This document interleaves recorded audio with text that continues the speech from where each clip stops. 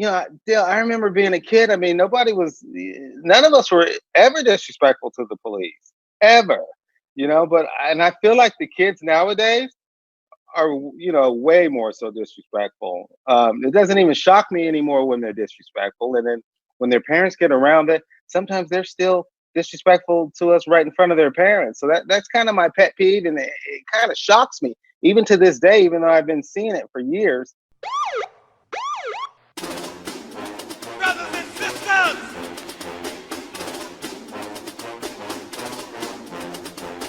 Brothers and sisters!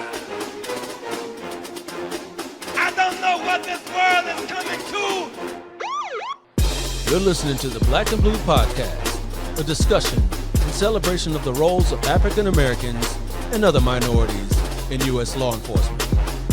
Your host on the Black and Blue Podcast is Dale Peters, a law enforcement professional with over 20 years experience in the business. Hop on board this Black and Blue train of interviews, current events, and pop culture conversations. So get ready. The Black and Blue Podcast is coming at you right now. Welcome to the Black and Blue Podcast. My name is Dale. I'm the host, and I really thank you for being here for the podcast. This is episode number 2 on the Black and Blue Podcast. So today we've got a deputy from the Orange County Sheriff's Department in Orange County, California. Please help me welcome in Deputy Wicks. How you doing, bro? I'm doing well. How you doing, Dale? I'm good. Good. So you mind us calling you James for the podcast here, right? No, not at all. All right. Okay. So I appreciate you coming on. Thank you once again. Thanks for having me. Like I mentioned, you are a deputy with the Orange County Sheriff's Department in Orange County, California. How long you been there? 20 years. It was 20 years in November. Oh, yeah.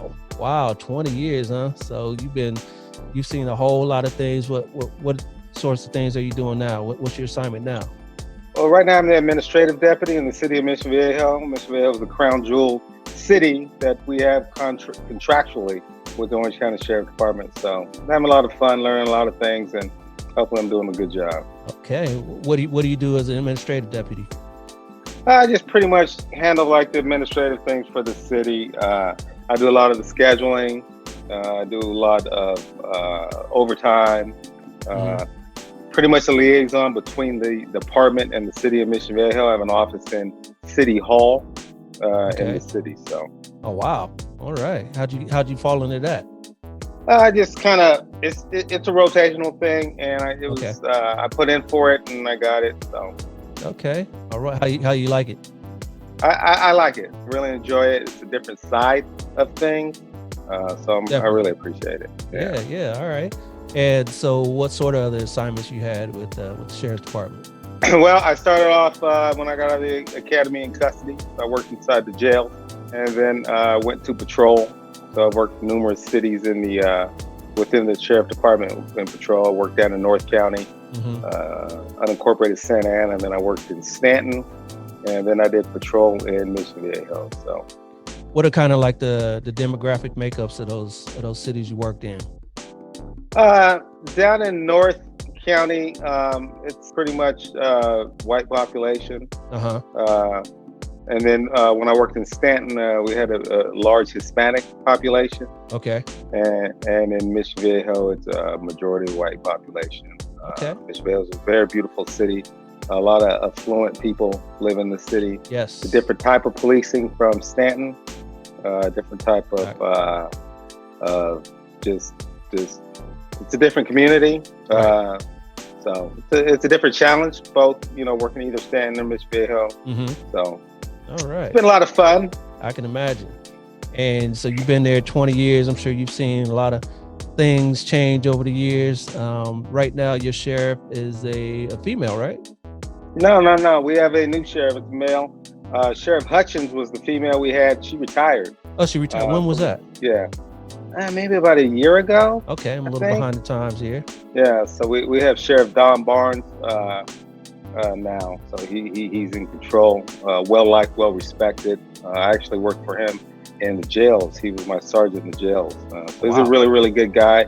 he's a great leader, and we're real happy to have him. All right. And so you are married, single? Married with a kid, 16-year-old daughter. Oh, 16. 16 going on 21. Yeah. Think she knows it all and all that, huh? Oh yeah. She's smarter than us already. And yeah. Well, you remember when you're 16. I do. That's good. And did you go to college or anything like that? I did. I went to San Diego State. So okay. Where I met my wife. So. Oh, you met your wife down in San Diego State, huh? Yeah. We're actually going down there. It's funny because we're going down there tonight for the basketball game. San Diego State men's basketball. They're ranked number 7 in the nation now. So really? We're going to go check them out tonight. We haven't been to a basketball game since we left college. Well, together we haven't. I've been a couple times with my buddies, but she hasn't been back. Okay. So. Kawhi went there, right? Yeah, Kawhi Leonard went there. He's our claim to fame. So we've had a really good program since the Kawhi days. So, but now we're back to being an elite team. Like I said, we're number 7 in the nation. So okay, nice. All right. Yeah, it's gonna be fun tonight. Yeah, I bet. I love San Diego. Oh, it's beautiful city. The campus is beautiful. I don't know if you've ever been on the campus of San Diego State, but it's beautiful. Yeah, my former brother-in-law and sister-in-law, they went down there. So, and the wife went to USD. Okay. So, okay. Yeah, so I know a lot about the San Diego area. I love it down there. I really do. Okay, cool. So when you're away from work, what sort of things you like to do? Well, I like to spend time with my family. My daughter's a cheerleader, so we spend a lot of times going to her events and competitions, and of course I'm an avid golfer, so I like to golf. Okay. So. You ever help her out on any of those cheers and get up on the shoulders? I don't. No. I don't. I just kind of let her do her thing. I'm not as agile as I once was.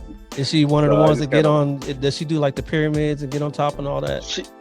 She does. Okay. She does. So she does it all. She's basically mostly a tumbler though. Okay. The flips, back flips, and all that. So nice. All right. Yeah. Excuse me. Did she get that from you or from the wifey? I don't know who she got that from, but it's probably the wifey because I don't have any tumbling skills. So. Right. Okay. So you say you're an avid golfer too?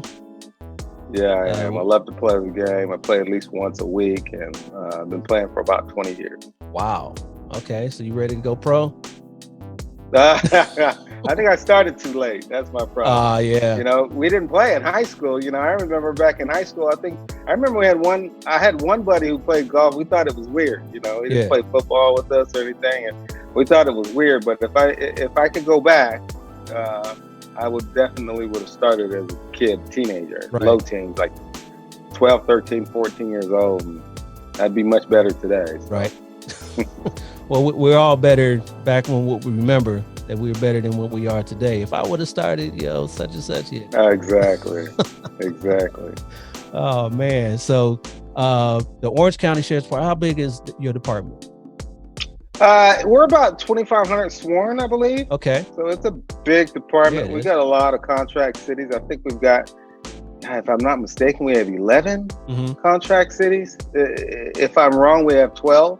Okay. And then we've got numerous jails. Right. And then we've got the courthouses all throughout Orange County. So we've got a big department. Right. We've got air support division. We've got a bomb division, dive team.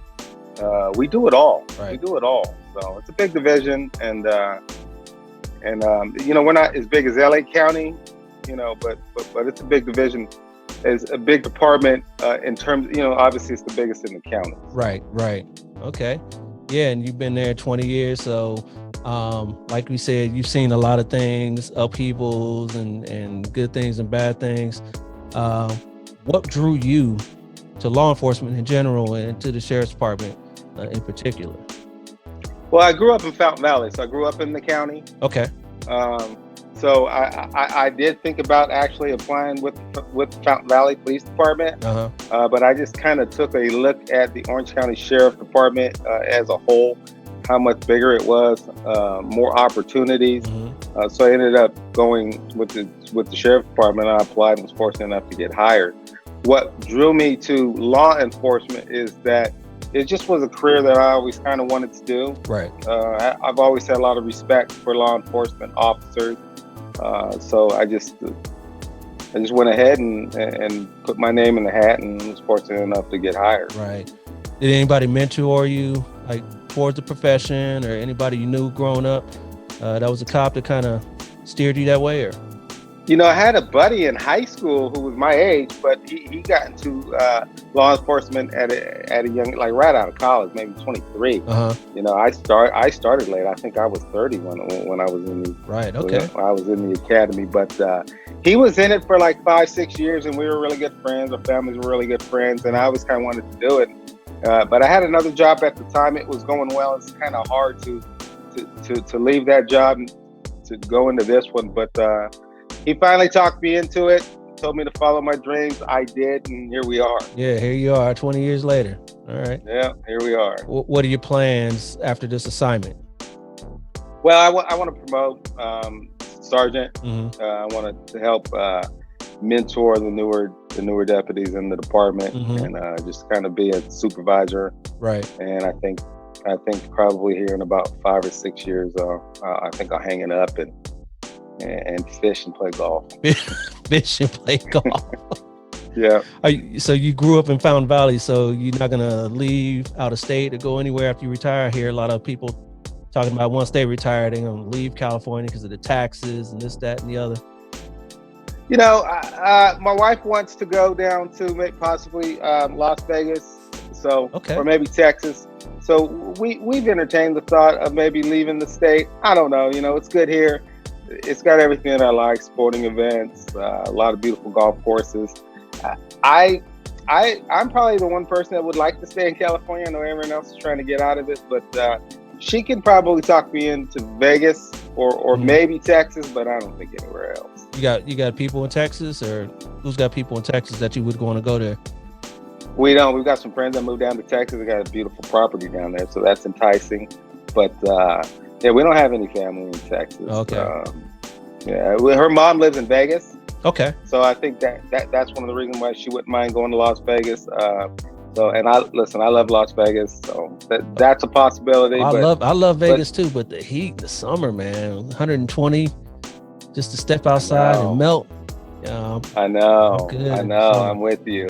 I'm with you. I don't know. A lot of people are leaving to like Idaho and other places like that, but no, it's not me. Nah. You from Cali? You're not trying to do Idaho, huh? Yeah, I'm not trying to go out there. I know some people are going out to Tennessee. I mean, it might be beautiful out there, but no, it's not me. Okay. And you fish a lot? I don't fish a lot, but I do enjoy it when I fish, and I'd like to do more of it. But I figure I've got to do something when I retire. Yeah. I'm gonna work. I'm gonna stay at the sheriff's department. When I retire, I don't think I'm gonna get another job unless it's something a few hours a week. Right. Nothing full time. I know a lot of something people are double dipping.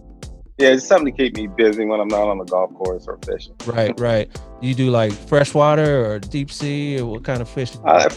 Freshwater for the most part. Like trout. You ever do that? What's that? Yeah, where they stand bass. out? What's that? Where they stand out in the water with the waterproof boots on? What's that one? And the fly fish? Fly fishing. That's what it is. You do that? No. I'm just a fishing pole and a beverage and a book and just kind of just relax. I heard you when you just said a beverage. Okay, I got you there. So the premise of this show, obviously Black and Blue, is about us as Black men, Black women, brown men, brown women in this profession. So talk a little bit about your experience being a Black man working in the profession, whether good or bad. Some of those experiences that you've encountered in your day to day. God, that's a great question, but I don't know that. I don't really see myself too much as being a Black deputy. Just kind of see myself as being a deputy. Right. If I'm being honest. And you have to, but has that been thrust upon you by a call that you've gone to, an investigation you've had, coworker, anything like that, where they've talked about you or given you in their feelings about you being black and in this profession? Have you experienced anything like that? Well, if you're talking about somebody shooting a name or two at me, I mean, that's definitely happened, citizens. Right. Yeah. So, I mean, that's happened a time or two. Right. But just kind of let that roll off your back, though. Oh, yeah. It doesn't mean anything. I mean, it's the same thing as getting called any other name. So. Right. First, you can't get caught up into that. And then you just got to show that, you're bigger than that. So let them do the ignorant side of it. And you just keep doing what you do. Keep doing what you do. Yeah, definitely. All right. Definitely. So what are the demographic makeup of your department? Do you have lots of, I know there's a large Hispanic community in your department. What about black men and women? Yeah, I would say the demographics are about the same as the community, and I believe that's the goal. Mm-hmm. When I say the community, the county. So the county. We don't have a large African American. We don't have too many in the department, but there's not a whole lot in the county. Okay. I would say it's about equivalent to what we have in the county. Mm-hmm. Same with every other makeup in the department. I think that we're a good reflection of the county. Right. In the department. Where would be the largest influx of African Americans in the county? Would that be like Santa Ana? I know that's largely Hispanic, but wow, is that's there a good one? question too. I don't know. Maybe Anaheim. Okay. Yeah. If I'm guessing, I don't really have those numbers, but I would probably say maybe Anaheim. Okay. All right. Yeah, I like Anaheim. I haven't been to Disney in a few years. My kid's a little older now, and those prices over there at Disneyland are crazy. I know, right? Yeah. So my kids would rather just go to Six Flags or Knott's Berry Farm nowadays, ride the big roller coasters. But I got to get over there and see the Star Wars thing. So. Oh yeah, for sure. Yeah, for sure on that. So, what sort of things in your job, like pet peeves, things that irk you when you see it, when you hear it, just things, being a cop that, when you see it, just like, ugh. Probably just the disrespect from the juvenile.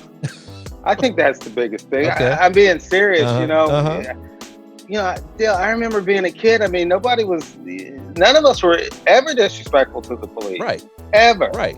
And I feel like the kids nowadays are, way more so disrespectful. It doesn't even shock me anymore when they're disrespectful. Right. And then when their parents get around it, sometimes they're still disrespectful to us right in front of their parents. So that's kind of my pet peeve, and it kind of shocks me. Yeah. Even to this day, even though I've been seeing it for years. Well, a lot of them are disrespectful to their parents too. So you can see, where that comes from. They didn't get stopped, nipped in the bud, and then it just goes on disrespectful to their teachers and elders in general. So I think that I 100% agree with you there, but that's got to be my pet peeve, and like I said, it's very shocking, right? A little disappointing. God, I would be if I ever heard that my daughter was disrespectful to any adult, right? I would be very, very disappointed. Blame myself. Where did I go wrong? But that's what's going on with today's youth. Yeah. A lot. I mean, not every kid, but just a lot more. We never saw it. when we were coming up. Right. I mean, here and there, but I think a lot of it, here and there. But. Yeah, I think a lot of it is, obviously the social media is now just blasted everywhere. Everyone can see. They think they got their things down where they can talk back to this and that, and then they put it on Snap or they put it on Instagram, and then it just builds, goes viral, as they say. So, that's just the society we live in. That Snap culture we live in. Yeah. Yep. So, what's something on your job that you can talk about, a case, investigation, something like that really pulled on your heartstrings, something that you really passionate that made you realize that what you did going into this profession was the right thing, something that you helped out and that really worked out well for you and for the other people involved? The thing that really tugs on my heart is just helping with domestic violence. Mm-hmm. Those calls, because we know that a lot of times their only involvement with the police, you know. Right. So when we get there, that's going to be their only experience with the police, and a lot of times the victims, or in almost every case, the victim, they're totally relying upon us to help them. Mm-hmm. So that would probably be the thing. Okay. Can you think of something offhand that's like really funny that you could talk about? Something that you came up on a call, on a T stop or something like that? That just like, you know, a dumb criminal type story. Something funny. Well, you know, that's fun. You know, so you know, a few years ago, before they changed the law, you know, if we ever stopped people with methamphetamines, it was a felony. We could actually take them to jail. Right. That law I remember. obviously changed now. Uh-huh. But I remember the first time I pulled some meth out of somebody's pocket, and they told me that it wasn't their pants, Yeah. and they didn't know where they got. I mean, that would have to make me laugh. Right. Yeah. You know. I said, "Oh, who's this?" He said, "Oh, I don't know." I said, "Well, they came out of your pants." He goes, "Oh, you know what? I just realized these aren't my pants." Yeah. It just occurred to you right now that these aren't your pants. Like, oh yeah, I must have put on the wrong pants. I got a couple of roommates. Yeah. So that's something that made me laugh, and just the excuses that you hear. Yes. And even some of the driving, if you pull somebody over for speeding or whatnot, some of the excuses that you hear is just like, seriously, Right. Really? Right. That's what we're going with here. Now There's a couple things. you a big ticket guy? You like writing cites, or you a traffic enforcement guy? Or? No, not really. You know, I try to judge if I feel like is this person going to learn with a warning. Right. You know, if they appear to be genuinely sorry for what they did, and they're not making excuses. Mm-hmm. I'm more of a warning type of guy. You know, Right. I don't. Some people can learn with a warning. Some people can't. You know, sometimes you have to try to judge. You know, which is which. Exactly. Exactly. All right. So, you said like you think you're gonna retire in a few years, maybe 5 years, maybe promote a little bit time for that. What sort of opportunities do you see in your department for people of color coming up?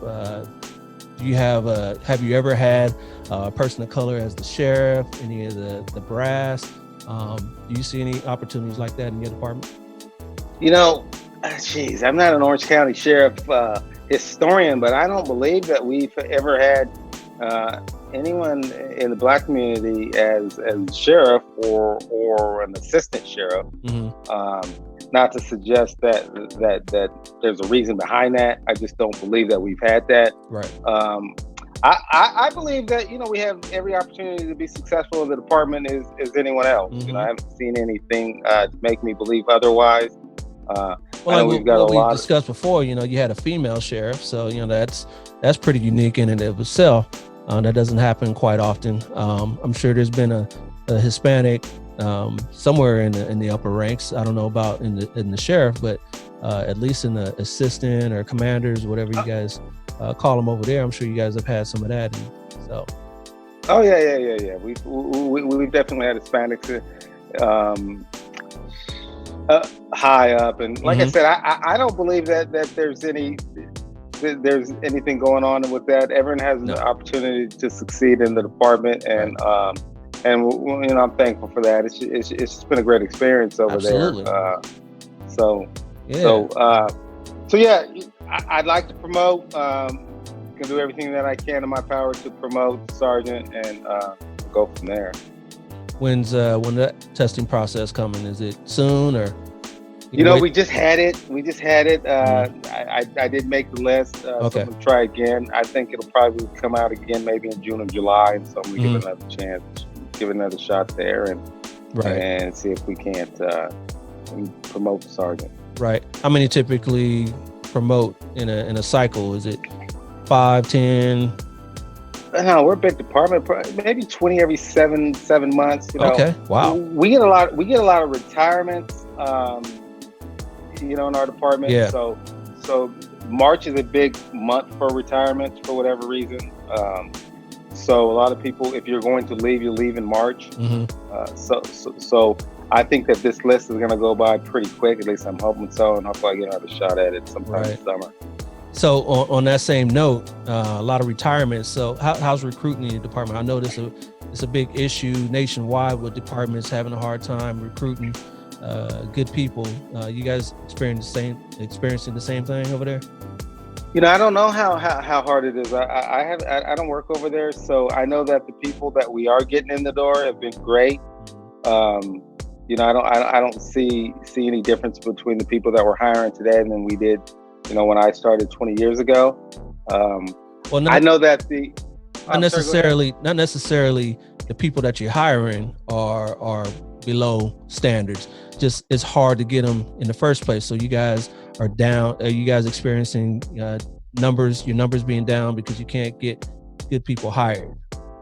Well, I think it's just kind of cyclical. I think it just depends on what the economy's doing. When the economy's bad, everybody wants to be a police officer.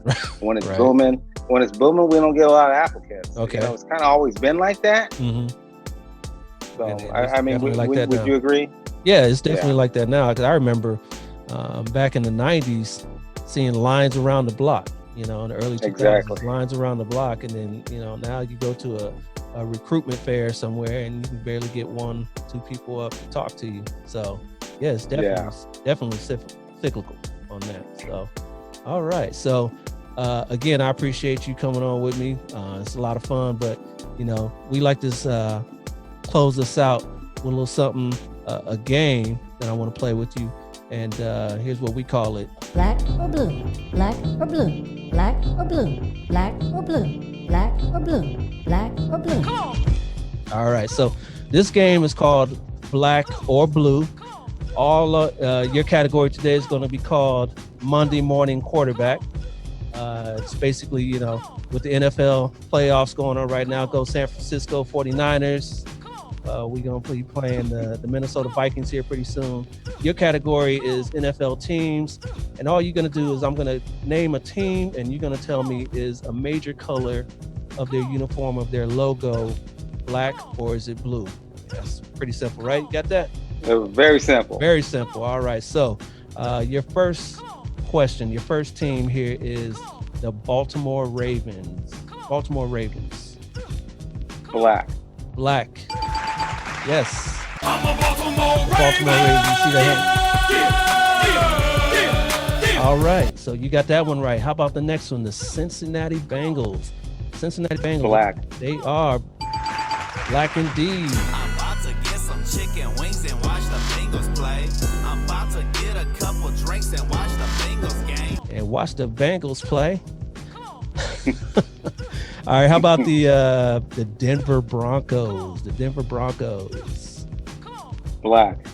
Oh, my brother.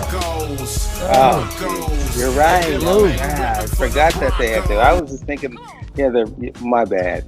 Orange. I can't believe I just missed that. I don't know how I missed that. But you did. How about the next one? The New Orleans Saints. The New Orleans Saints. Black. Definitely black. Yes, black and gold. Black and gold. And the last one, hopefully you can get this one. The Detroit Lions. The Detroit Lions. Blue. Yes, definitely. I don't know how I missed the Broncos. I don't know what I was thinking. But you got 4 out of 5, and that makes you. All I do is win, no matter what. Got money on my mind, I can never get it up. And every time I step up in the building, Everybody hands go up. All right, yeah, you got 4 out of 5, my brother. So I appreciate that. You are the winner here on the Black and Blue game. That was simple enough. I don't know how you missed the Denver Broncos. I don't either. I think you got nervous. Jumping the gun. But they are not in the playoffs. My San Francisco 49ers with Jimmy G, we are in the playoffs. We're going to be playing later. So it's going to be a good game. I'm looking forward to it. So am I. And good luck, by the way. I hope you guys get a win. You are a Charger fan. Is that correct? Rams. Okay. Last year they were all in it. Not so much this year. We're in the Super Bowl. Not so much this year, right? Yeah. We'll be back, though. We'll be back. All right. Well, again, I appreciate you coming on. to this podcast. It was really a pleasure. Good talking to you. Learn a little bit about you. Learn a little bit about your department. And thank you. Let's do this once again. I appreciate it. Definitely appreciate it. Thanks for having me on. You got it, my man. All right. So before I get out of here, I want to do something that is now customary, something I like to call props for cops. Give me my props, yo. More than a cop, yo. Till I master hip hop, I won't stop, yo. Give me my props, yo. More than a cop, yo. Till I master hip hop, I won't stop, yo. AG. And on this episode, I want to recognize United States Border Patrol agent Jonathan Morales. He was honored by the International Association of Chiefs of Police on January 14th for being the 2019 Officer of the Year. Now, if you remember the story, back on April 27th of 2019, a gunman stormed the Shabbat of Poway synagogue near San Diego, shooting and killing one and injuring several others. Agent Morales was there worshiping on the last day of Passover off duty when the gunman came in. Agent Morales jumped into action with his off-duty weapon, firing at the suspect and chasing him off. The suspect was not hit but was later caught by authorities. Agent Morales is the first United States Border Patrol agent to ever be honored by the International Association of Chiefs of Police as Officer of the Year. So without Morales' actions that day, many others could have been hurt or killed. So we'd like to thank Agent Morales for what he did that day. His heroic actions saved much more devastation. So again, let's honor Agent Morales, United States Border Patrol, for his actions, and again for being honored by the International Association of Chiefs of Police as the 2019 Officer of the Year. All right, that's it for this episode of the Black and Blue Podcast.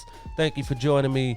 Next episode will be in 2 weeks. In 2 weeks, the next episode. Till then, you can hit me up on Instagram, Facebook, and Twitter at Black and Blue US. Also on the website www.blackandblue.us. Till then, remember, stay black and blue. I'll holla at you. Peace. This has been a Maitre D Entertainment presentation.